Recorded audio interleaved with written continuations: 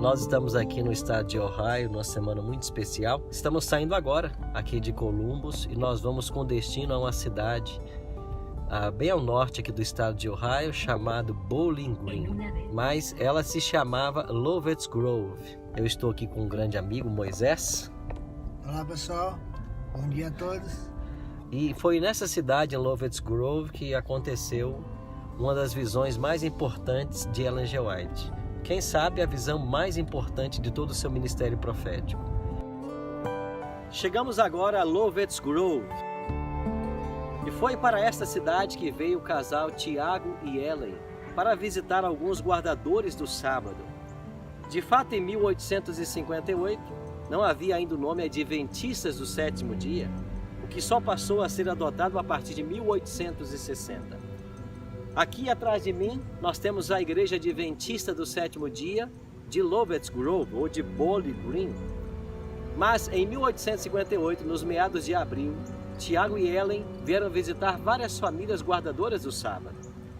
E aqui nessa cidade, numa schoolhouse, numa pequena escola que funcionava numa casa, eles se reuniram para um sábado de adoração.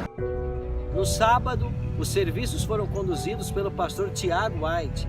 O pequeno grupo então de guardadores do sábado se reuniram, eram cerca de 40 pessoas, além de outros convidados, todos para ouvir o pastor Tiago White.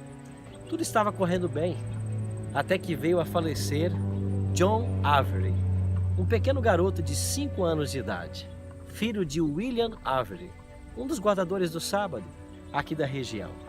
Isso trouxe um grande pesar para todos eles.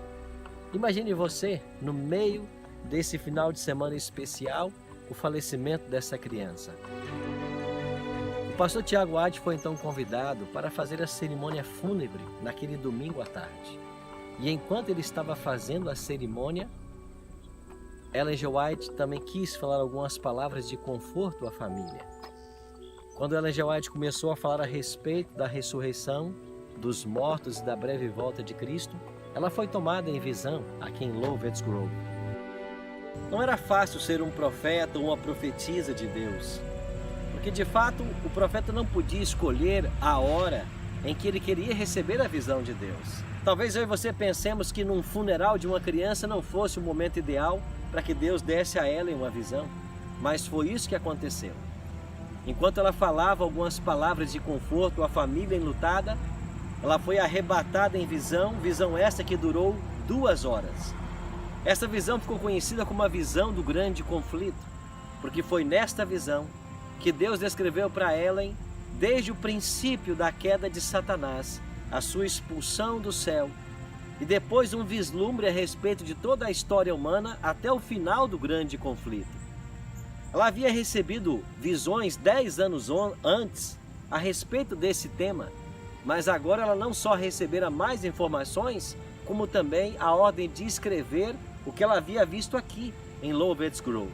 Terminada a visão, o casal White permaneceu aqui na cidade até o dia seguinte e um grupo de amigos, uma família de amigos, os levou até Fremont, uma cidade bem perto aqui de Lovett's Grove, onde o casal pegaria um trem em direção a Jackson, no estado de Michigan, em sua viagem de volta para casa.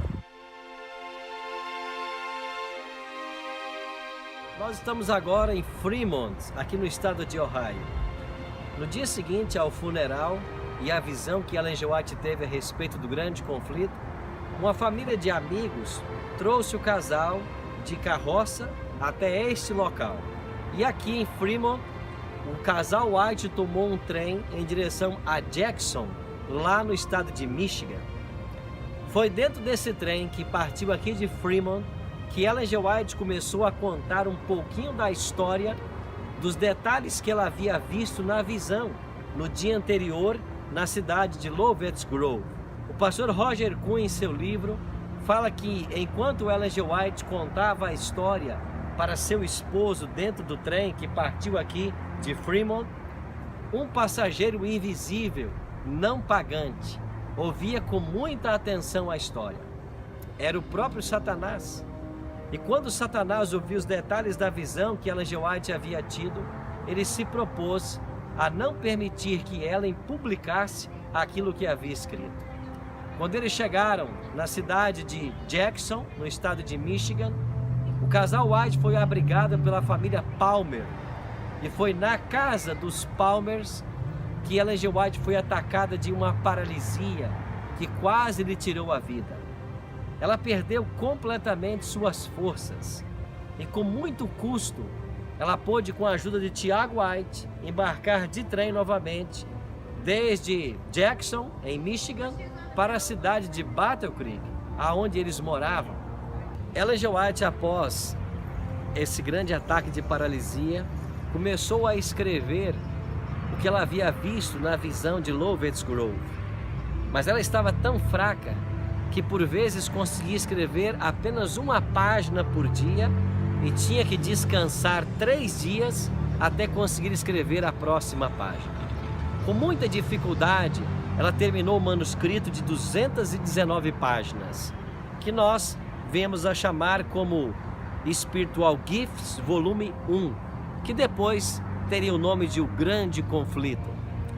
Nesse livro, nessas 219 páginas, Ellen G. White escreveu a respeito do início da trajetória de Satanás, da sua expulsão no céu e depois de todos os problemas que o ser humano acarretou pela queda e pela entrada do pecado em nosso planeta. Também teve uma visão do futuro, onde ela pôde contemplar o fim do grande conflito, a destruição de Satanás e o estabelecimento de um novo céu e de uma nova terra. Deus posteriormente revelou a Ellen de que esse ataque de paralisia que quase lhe tirou a vida, acontecido em Jackson, Michigan, tratava-se do próprio Satanás tentando tirar-lhe a vida.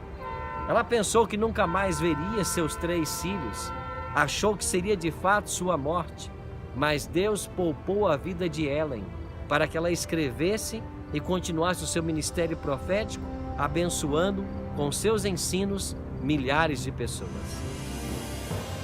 Essa visão de Ellen G. White a respeito do grande conflito trouxe para todos nós tremendas revelações. Na volta de Cristo, o mal finalmente terá fim. Satanás será destruído, pecado e pecadores não existirão mais e nós voltaremos a reinar com Cristo num eterno reino de paz. O livro Grande Conflito traz para mim e para você uma experiência muito profunda. E Ellen G. White entendia a importância de que esse livro circulasse, porque esse livro fala a respeito da vitória do bem sobre o mal. E finalmente, quando o reino de Deus for estabelecido, é isso que nós iremos testemunhar.